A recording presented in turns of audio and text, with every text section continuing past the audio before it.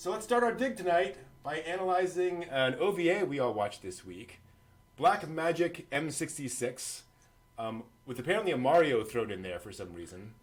Yeah, I was going to ask that question. Yeah. Like, I'm assuming why it's is it Mario 66? Like is the Mario? I don't know. Neither one of the M66s look like a Mario. No. But it is odd. Yes, so Black Magic M-66, an OVA from 1987, made by AIC and Animate, released by Bandai Visual, based on Masamune Shirow's first manga and first published work. So this is kind of his breakout work, and you can tell in so many ways. You know, it's the grimy city, sort of cyberpunk aesthetic, the out of control androids, the out of nowhere fan service, the combination of like gore and goofball comedy. But that's what made it so lovingly 80s. Yes, yes. Like, absolutely. It threw everything at it. Like, oh, God, I almost half expected Samurai Cop to show up. Yeah, exactly. Easily could have been. Easily could have been. Yeah, and I think some of the opening shots of this really, for me, communicated a lot of it, because you see this really cool, like, hover jet thing coming through the clouds. But, like, the way it moves is kind of wonky, and like different parts of it kind of like slightly increase and decrease in size at different rates as it's moving towards you. And you're like, oh dear, like the A team at AIC was not involved in this OVA. Perspective is hard, Brett. Come on. It is, absolutely. And I will say this is one of those things where you probably have a team working on something that is again, not like the biggest priority of the studio.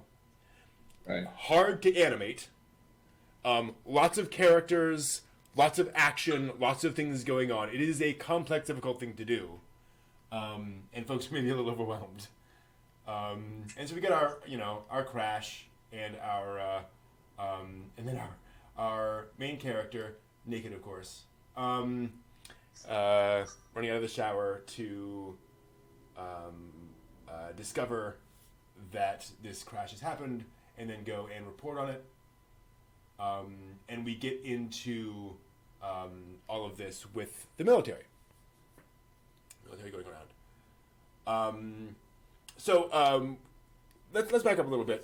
Had you guys seen Black Magic M-66 before this? Yes, Sci-Fi Channel, first time. Wow. And, It was on the Sci-Fi Channel? Yeah, well, it was when they were doing Censored. their anime. No, actually, it wasn't. If I remember correctly. Actually, when you actually watch it, there's actually not that much to censor. True. But it's not very detailed. That's true. So I saw it on on that, and it was kind of odd because it was one of those anime weekend blocks that they did from time to time. So they put that on there, and I don't know if it was intentional or not, but they put that on there, and then it was also Dominion Tank Police that weekend as well. Huh. And I was just like, okay, weird. But because there's some designs that are similar to both. Oh yeah, absolutely. To both anime. But I saw it, and I was just like, and I watched it, and I, at the time, this would have been 90 something. I really liked the animation of it, but the story, I was just like, I don't care. I don't care. Oh my God, I'm supposed to care that this woman is about to walk out the door naked, but I literally 5 minutes in don't care, But there was things that kept drawing me back to it. Yeah. And then many years later, come to figure out that this was the kind of flex, of hey, I can draw this, hey, I can draw that, Yep. and we're not going to worry about plot so much as we're going to showcase what we think we can do. and because at the time I was just like, because I thought that the little hover helicopter jet thing was so cool, and the sound it was making was cool, and then it was like going. I'm like going, okay. Yeah. And it just and then when the two pilots were like arguing as the plane is crashing, and like one is pulling at the other, and I was just like, I'm so effing confused. Yeah. But there is later on, of course, you come to realize what this is about, and it's just like going, oh yeah, here's the explanation to justify why all this is happening. It's their fault, the people in the North, and you're just like, oh, okay, sure. And John, I think you're new to it. Oh, very new to it. Okay. So it was like I started watching it, I'm like, wow, boy, I'm gonna go get like sweatband on, like warmers. I'm gonna get my Jane Fonda workout tape out, and start jazzercising while I'm watching it. I'm like, oh we'll boy. What's also weird about it, and John, I'm glad you brought John in the chat. I'm glad you brought this up. Several of the characters do absolutely look like him straight out of Akira. And Akira, the movie came out a year after this, so it is certainly possible there was some cross-pollination there. But also some of them look like they come straight out of G.I. Joe. So yes. I'm not quite sure what else is going on there in terms of that. Everything's going on. Yeah, everything's going on. And he has very Masamune Shirow designs as well. Yeah, it is kind of an odd mishmash of styles. But for some of the goofiness of the plot, some of the goofiness of everything else kind of going on, it's like if I was watching this in its time, it would have blown my mind to be like, oh wow, the mechas are kind of cool, like, military thing kind of going on, and all these fighting robot things. Like, dude, this is awesome. It also not so much like 30 years later. Right. Yeah. It also has the advantage that Masamune Shirow has great respect for government and military personnel. And so this is very much one of those things where, like, thankfully, none of the military are stupid. They're constantly like, okay, we have this plan, that didn't work. Okay, we're going to do this instead. I love the guy running all this is like, don't engage. Like keep away from these things. They're really, really dangerous. And then people engaging and killing. Right, exactly. Big hair, big guns. Yeah, I think that is exactly the perfect description. The character designs for the elite unit team. Yeah. How they fit into anything is beyond me. But God. Yeah. Did you guys watch it in the Japanese or did you watch the English stuff? I watched Japanese. Same. John? Same okay. thing. Yeah. So Steve Bloom and what's his name? The guy who does the voice for Jet? Yeah. We're in there. We're in the English dub. Lee Sargent. Actually, a couple other names are in there as well. Yep. Melissa Fon, a.k.a. Radical Edward, was Ferris. Ferris, yep. And very recognizably so in all cases. Like, no one's trying to hide their voices in this one. Yeah. But yeah, really fun English dub. But yeah, it's really weird because like all this stuff happens, and again, we are like 14 minutes in before the androids finally appear, and I don't know. This is one of those things where I feel like a lot of the structural decisions made felt unsatisfying at the time, but I don't know what I would have done to fix it. Right? Kind of what you're saying, right. Steve. Saying like, I don't really care about these characters, but I don't know why. Like, normally I would be like, yeah, keep the androids out for a while to kind of build up the suspense. But I'm like, no, just show it to them. I want to see what the androids look like, right? It's kind of weird. And when they do show up, they're awesome. They're really cool. I love the efficiency of them. I love how this idea that they are always doing the smartest thing in the moment, they can just do it way faster than you can. And super strong, and jumping all around, and doing. And they coordinate better than the people do. Yeah, right. Yeah. It's just like, oh boy, Army guys not doing so good. Androids doing great. Mm-hmm. Absolutely. And another thing I like, which they only hint at in the anime, is how incredibly heavy they are. Yeah. Because you see like indentations on stairs and things like that as they're trying to do things. And I'm sure there's a page in the manga somewhere where Shiro's like, I calculated that the weight of like the portable power packs and the armor and all these things would be 3,000 kilograms. It would be all that kind of stuff. That's pretty cool. That's a great point, John. John, is that the that crab spider behavior is I think something that they pulled for Standalone Complex. Absolutely. Yeah. Yeah. So yeah, really, really cool with all that stuff. And how poor what's his name? Nakamura. Winky, Wanky. Yeah, no, the Duke from G.I. Joe, the guy who's running the operation. Yeah. Yeah. How he's just like the entire time, like, had to clean up this mess. Well, one of the messes they clean up is the fat park ranger or whoever, whatever. The park ranger goes, I heard this, and then he's just like, yeah, take care of him. Yeah. The gun shows up, you're like, yeah. Just be quiet and go over here. Yeah. First time I saw it, I was like going, oh god, there's gonna be a gunshot. Yeah, that's exactly what I was waiting for. Yeah, me too. Top secret operation. Don't need anybody to talk about stuff. No. Yeah, and so you have your reporter who manages to see all this and then gets captured and then manages to sneak away in the chaos. Then we cut back to awesome 80s future Cyber City. Yes. Actually, no. Before that, we saw the granddaughter in the most absurd outfit that I think I have seen in 80s anime in a while. That's the outfit. Like, I just keep thinking, like, who? Even if you are an absent-minded, mad professor, whatever. If this is your granddaughter who comes down, skipping down the stairwell, and this, here's some ribbon to cover yourself up with, right? Yeah. And I would think that even just for the previous moments, you turn around and go, can you please put some clothes on? Please. I know they're all robots, but for the love of Pete, please. Well, this is what the 80s were like. I mean, this is almost like a one-to-one, very much example of how everybody acted and dressed in the 80s. Yeah, this is exactly how young teenage girls walk around the house.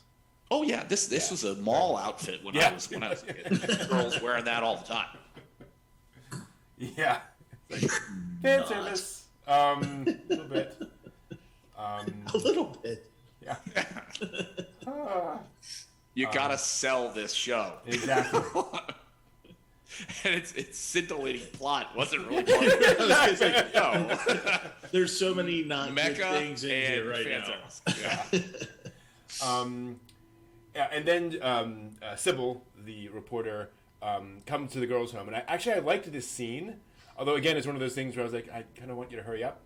As she's exploring the house and figuring out what's going on. I think partly because we all know the robots aren't there, otherwise they would attack and kill her. Right. So it's just, okay, find the thing. But it was a nice amount of... It's correctly motivated for her that she would be very cautious and uncertain and be kind of exploring bit by bit. But for the audience, it is a little slow. Well, and also, a lot of what they're showing, too, is what you had mentioned, is it's not that things are just torn up. You can see literally on the porch where this thing walked. Yeah. And it's so heavy. It's destroyed its way along, not even trying to destroy, just walking. It's just like, okay, this gives us a sense of like how heavy these things indeed are. Yep, absolutely. Another detail that annoyed me at the time, and then after thinking about it, I was like, oh, that actually makes sense. The cut through the engine. You see the car, they cut through the engine. I was like, why would an android... There's no way she's hiding in the car. Why would they bother to do that? And then I realized, oh, it's to keep her from getting away. Exactly. Right. Why didn't they cut the bike in half? That's true, yeah. Unknown. How about just pop the tires? Yeah. why pump the tires when you have a laser eye? Yeah, exactly. That way they know they can't escape. It's not just a question of them being like able to drive a little bit of the way and be like, oh, the tires are flat. No, they'll see the entire front end of the engine. Gone!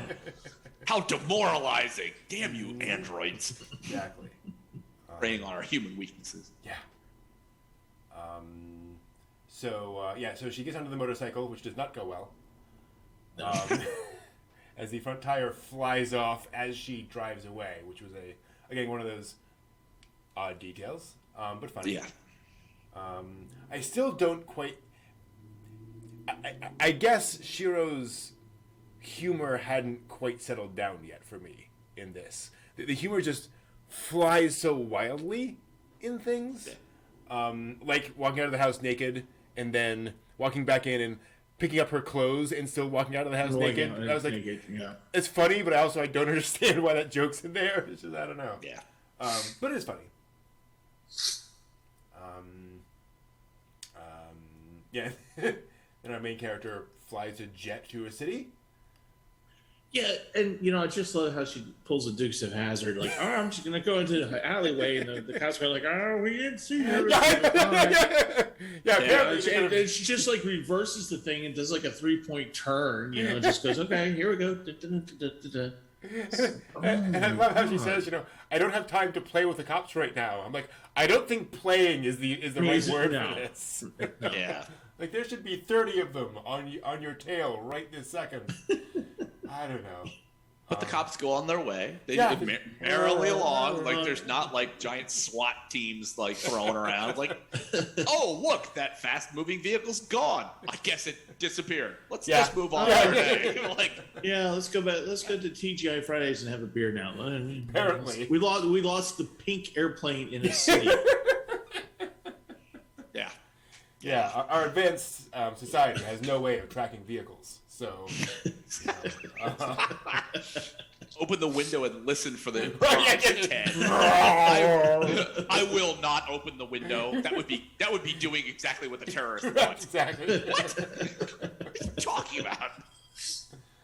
Oh dear. Then we start accelerating into sort of Act 3 as the android actually goes after Paris, and Sybil assists her as best she can in getting away, and we have kind of a Die Hard in the future kind of thing, just kind of trying to get her away, and kind of through this hallway, and then that stairway, and then that that elevator, whatever.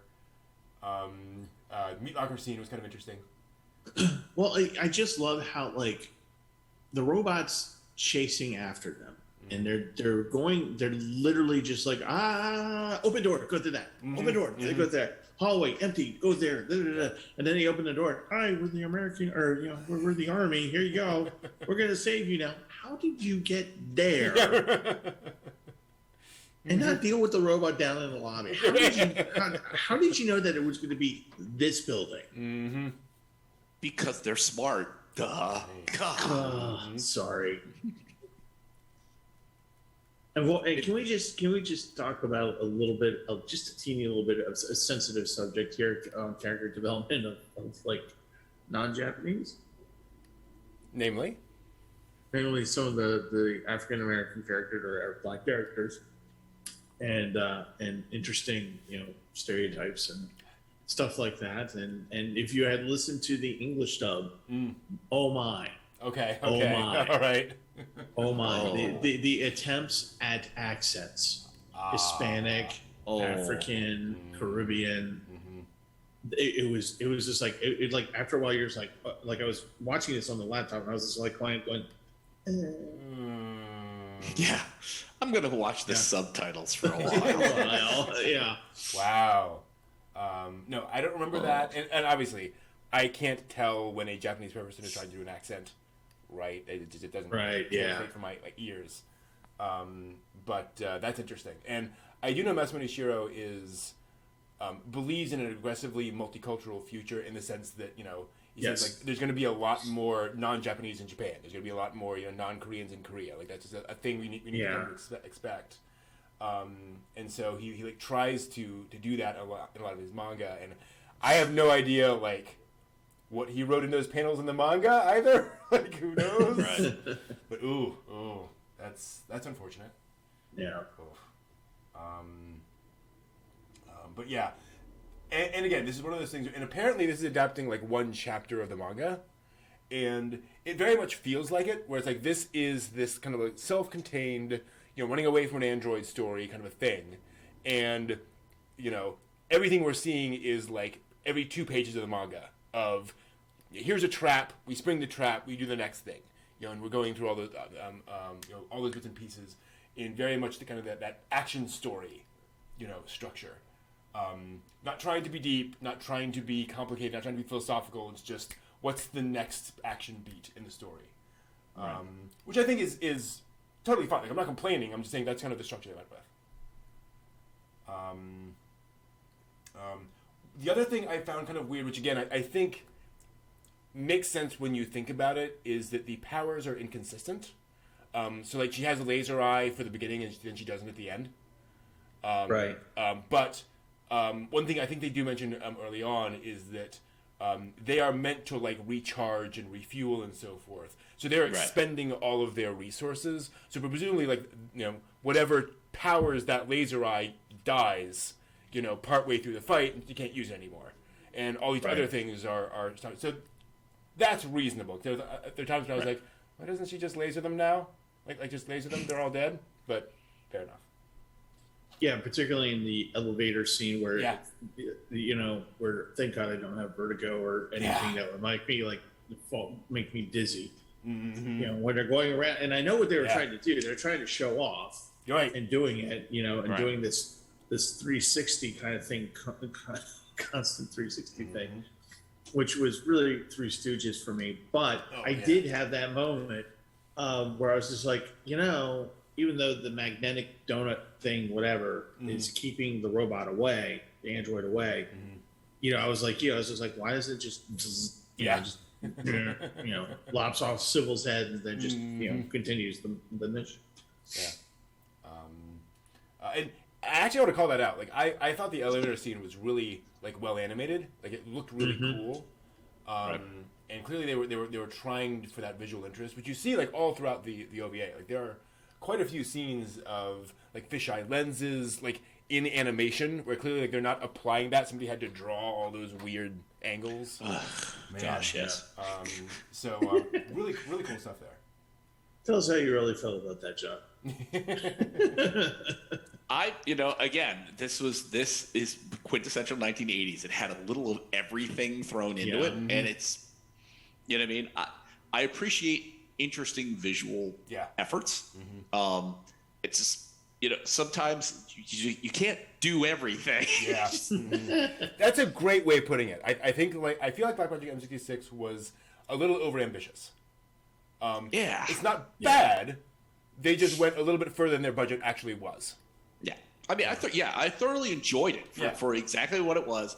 It was a very interesting thing going on there, but it's just like, maybe you could have gone like deeper into the mechanics of things, and then and just not had some of the goofy comedy, made it a little more. And I hate to say it, but make it a little more like Ghost in the Shell-ish, where it's like you got some interesting things coming up, with what's going on. It's like, but that's not what we got, is it? No. You also have the difficulty of the fundamental structure of.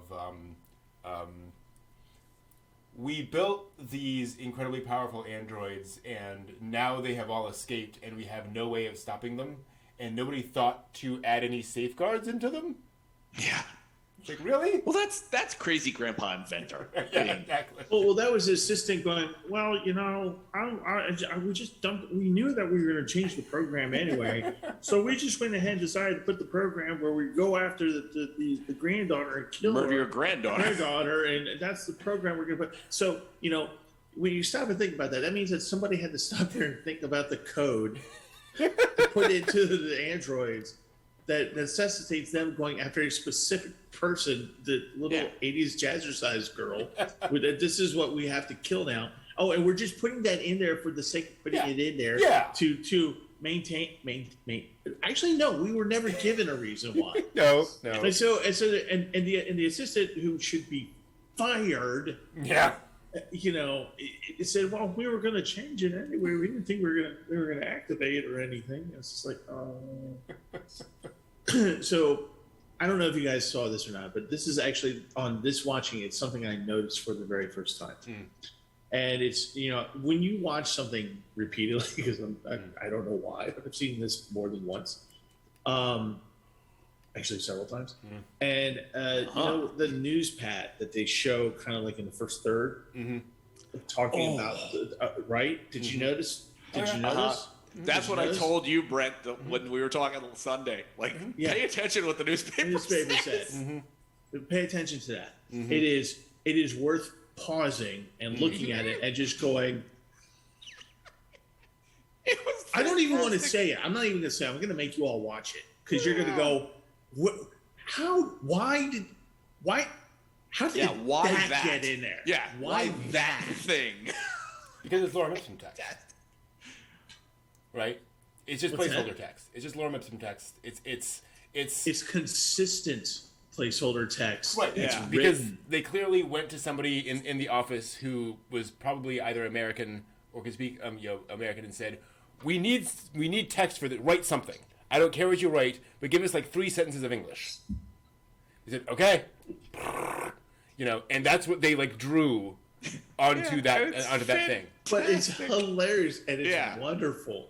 Yeah. It's just I did pause it, Steve, when I was like, what? Right. Oh my goodness. Yeah. Yeah. I'll just give you a hint, you all. And I quote, and the frog said. I'll just leave it at that. True. Yeah. Yeah. Yeah, and so, androids keep coming, like the Terminator. Terminator. Huh. Yeah. Interesting. 1984. Was it? It came out a couple years earlier. It's odd. And with boobs. And then which I don't want to see Arnold Schwarzenegger with boobs. Thanks. No, thank you. No, that would not be. I'm sure there's fan art of that somewhere. But and we get our big ending. See that now. What was it, Mari? I think it was the girl's name was Mari from Project A-ko. Oh yeah, the huge one with yes, the absolutely. You're right. Yes. We already have it. Fight now. Holy. Your head will explode in 3 seconds. Exactly. Like, whoa. I love Mari because every time I show Project A-ko to people, it turns out everyone I show it to them have never seen Fist of the North Star. Okay. And so they they don't realize it's a Fist of the North Star joke. Like it's clearly that. But, oh well. And so we build up to our big climactic sort of building, exploding ending. And I will say it is a very satisfying sort of big ending. Where it definitely feels like a big action movie ending. Although I love the Charlton Heston Oscar moment. Why are you doing this to me? Yeah.